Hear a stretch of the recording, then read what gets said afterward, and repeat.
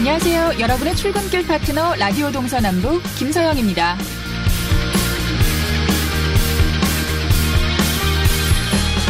요즘 정부나 지자체나 모두 내년도 예산안 때문에 바쁘죠.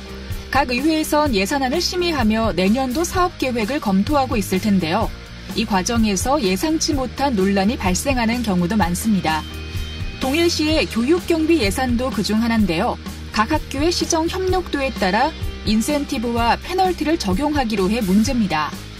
교육시책 사업의 학생 참여율과 교직원 전입 신고율, 교육경비 집행률 등 시정 협력도를 적용해 상위 3개 학교에는 1,000만 원 한도의 인센티브를, 하위 3개 학교에는 총 사업비 10% 한도 페널티를 부과할 계획이라고 밝혔습니다. 지역 청소년들을 위해 다양한 프로그램을 만들었는데 보다 많은 참여를 독려하고 교육계도 적극적인 관심을 갖도록 하자는 취지죠. 하지만 일부 교육 관계자는 교육 경비를 지원한다는 이유로 강제 조항을 신설하는 거라며 교육 환경이 경직될 수 있다고 주장합니다.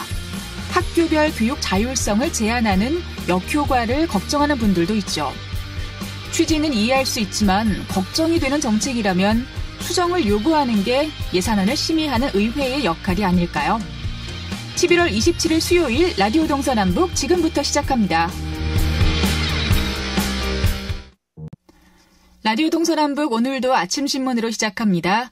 자, 강원일보 이하늘 기자와 전화로 연결돼 있습니다. 안녕하십니까? 네, 안녕하세요. 네, 첫 번째 소식 시작하겠습니다. 사북항쟁은 1980년대 대한민국 노동운동과 신군부 저항의 시발점으로 평가를 받고 있는데요. 40년 만에 이제 명예회복의 길이 열렸다고 하네요. 청와대에서 사북항쟁에 대한 역사적 재평가를 위해서 나선다고요? 네, 맞습니다. 청와대 시민사회 수석실과 국무총리실 그리고 행정안전부, 국방부, 강원도는 다음 달 4일 부처 간 협의를 통해서 사북항쟁 명예회복을 위한 정부의 이행 방안을 논의합니다. 사북항쟁은 1980년 4월 정성군 사부급 동원 탄좌가 군사정권의 비호 그리고 어용노조를 통해서 채탄량을 속여 노동자들의 임금을 깎자 이에 노동자와 가족 등 6천 명이 총파업을 일으켰던 사건을 말합니다. 당시 현장에서는 경찰관 1명이 죽고 민간인 등 160명이 다치는 등 유혈 사태가 빚어지기도 했는데요. 신군부는 공수부대를 투입을 해서 대기시키면서 관련자들을 검거해 고문과 폭력으로 주민 81명을 구속시키기도 했습니다. 네, 지역 주민들은 참 오랜 시간 지금까지 꾸준하게 명예회복을 요구했었는데 정부에서 이 요구를 이제 받아들인 건가요? 네, 지난 2008년 대통령 직속의 진실화해를 위한 과거사 정리위원회는 사북항쟁에 대해서 국가는 인권 침해와 가혹행위에 대해 사과하라고 권고를 했는데요. 하지만 이후에 11년 동안 정부는 공식 사과는 물론이고 아무런 후속 조치가 이뤄지지 않았습니다. 그러다가 문재인 정부 들어서 제주 4.3 사건 그리고 부마항쟁 등에 대한 재평가가 이뤄지자 사북항쟁의 역사적인 의의도 평가받아야 한다는 여론이 높아지면서 사북민주항쟁 동지회를 중심으로 성명 발표와 도보 행진을 통해서 명예회복을 요구했습니다. 이에 따라 이번 회의에서는 사북항쟁에 대한 역사적인 의미와 평가를 다루는 것이 아니라 정부의 공식 사과 그리고 명예회복을 위한 구체적 실무적인 방안, 시기 등을 전제로 진행될 것으로 알려져 있습니다. 강원도와 정선 사북 주민들은 40년 만에 저항의 역사를 다시 세우고 지역의 눈물을 위로받는 이정표를 세우게 됐는데요. 강원도 관계자는 과거사 위의 권고 이후 11년 만에 후속 조치가 시작된 것에 큰 의미가 있다고 설명을 하면서 정부에서도 명예회복을 위한 의지를 보여주고 있다고 설명했습니다. 네, 11년 만에 후속 조치 정말 오랜 시간이 걸렸습니다. 이제 우리 지역 주민들의 명예회복 확실하게 이루어지길 기대를 하겠습니다. 자, 다음은 정치권 소식인데요. 오늘 공직선거법 개정안이 국회 본회의에 부의될 예정인데 이를 앞두고서 여야가 패스트트랙 법안을 둘러싼 한치의 양보 없는 극한 대치를 예고를 했네요. 예, 맞습니다. 더불어민주당은 지난 26일 어제였는데요. 검찰개혁 법안이 다음 달 3일 본회의로 넘어오기 전까지 일주일 동안 집중 협상을 제안했습니다. 이인영 원내대표는 이날 원내 대책회의에서 앞으로 일주일 국회 모든 지도자가 고도의 정치력을 발휘해야 하는 결정적인 시간이라고 설명을 했는데요.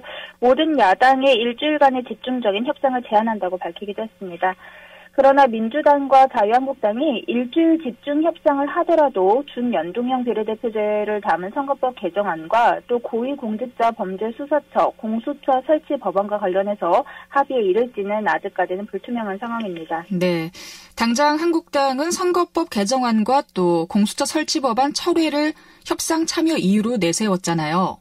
예, 맞습니다. 나경원 원내대표는 이날 협상의 끈은 놓지 않겠지만 패스트트랙을 철회하고 논의하는 것이 진정한 협상이라면서 패스트트랙 무효 선언만이 답이라고 말을 했습니다. 다만 한국당 내에서는 공수처법 양보를 지렛대로 선거법에 대한 실질적인 협상에 들어가야 한다는 말도 있습니다. 패스트트랙 협상 난항이 계속되면서 민주당과 한국당은 이른바 차기 대안 마련에도 고심하고 있는데요. 민주당은 의결 정족수 확보에 나섰습니다. 또 한국당과 최대한 협의 노력을 하겠지만 불가피할 경우 한국당을 빼고 법안 처리를 시도할 수밖에 없다라는 판단인데요. 또 군소야당의 이해관계가 얽힌 선거법을 어떻게 조정하느냐가 관건으로 떠올랐습니다. 대한신당 등은 호남 지역구의 과도한 축소 등을 이유로 현행 패스트트랙 선거법에 부정적인 입장을 나타내고 있습니다. 현재 한국당 내에서는 개별 법안에 대해서 필리버스터에 더해서 일각에서는 의원직 총사퇴의 카드도 계속 거론되고 있는 만큼 국회 상황을 조금 더 지켜봐야 될 것 같습니다. 네, 알겠습니다. 자, 그리고 마지막 소식은 조금 훈훈한 이야기를 준비해 오셨는데요. 강릉 지역 어르신들이 영화 감독과 배우로 참여해서 직접 만든 영화가 있다고요? 네, 맞습니다. 강릉 명주동에 살고 있는 8명의 어르신들은 지난 2016년부터 마을에서 하는 사진 수업을 배우다가 올해 사회적 협동조합 인디하우스가 강원문화재단의 지원을 받아서 실시한 영화 만들기 수업을 수강을 했습니다. 그리고 지난해부터 본인들의 이야기를 영화로 만들자고 의기투합을 했는데요. 시나리오는 영화 만들기 수업을 진행했던 김진유 감독이 할머니들의 사연을 토대로 만들었습니다. 또 연출은 73세 문춘희 할머니가 맡았고요. 촬영은 김희자 씨와 또 박정래 할머니가 맡았습니다. 네, 야 연출부터 촬영까지 우리 60, 70대 어르신들께서 직접 맡아주셨는데 내용이 좀 궁금합니다. 뭐 어떤 사연이 담겨 있나요? 네. 영화는 명주동에서 일하는 젊은 우체부 청년이 할머니들과 소소한 일상을 나누는 내용을 그려졌는데요. 예를 들어서 미국에 사는 딸이 보낸 동영상을 못 보는 희자 씨를 위해서 동영상을 보는 법과 또 촬영에서 보내주는 법을 알려주는 장면이 담겨 있고요. 또 로맨스를 꿈꾸고 있는 춘희 씨가 이 I love you라는 문자를 받았는데 영어를 모르자 우체부가 뜻과 함께 미투라고 답장을 쓰는 방법을 알려주기도 하는데요. 굉장히 좀 소소하지만 따뜻한 내용입니다. 이렇게 3개월 동안 촬영한 작품은 14분 분량의 우리 동네 우체부라는 이름으로 지난 24일 강릉 독립예술극장 신영에서 시사회가 열렸습니다. 가족들은 물론이고 관객들로부터 큰 성원을 받았는데요. 이 영화는 내년 국제영화제를 비롯해서 서울 노인영화제 등에도 출품할 계획입니다. 앞으로도 흥행을 기대해 볼 수 있을 것 같습니다. 네, 또 이렇게 각종 영화제에서도 우리 어르신들이 영화를 만날 수가 있게 됐네요. 자, 오늘 아침신문 강원일보 이하늘 기자와 함께했습니다. 고맙습니다. 네, 감사합니다.